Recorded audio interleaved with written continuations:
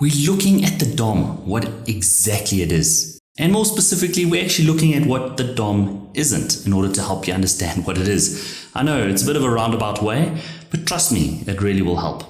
So now we saw that the DOM is not your HTML code. Do you know what else your DOM isn't? It's not what we see on the screen behind us.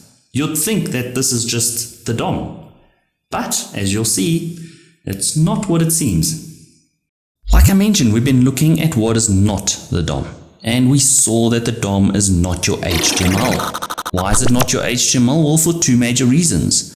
One, when your HTML has errors in them, we know that the DOM will automatically correct those errors, which makes the DOM different from your HTML. Makes sense.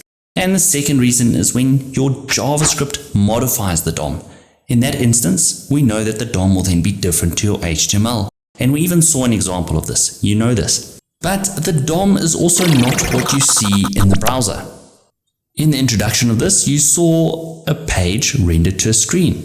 And all that was, if I just bring up the code here, is we've got an h1 tag saying it's not what it seems.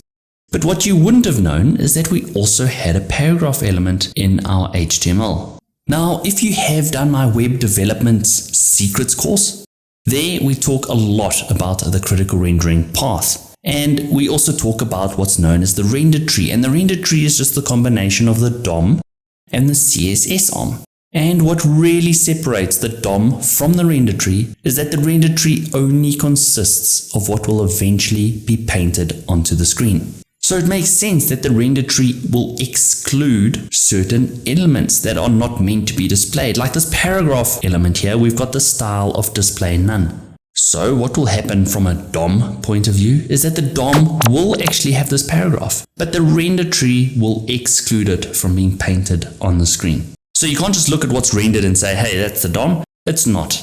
The DOM is actually more encompassing. There's more to the DOM than just what's rendered. Hope it's making sense, but we are not quite done. See you in the next lecture.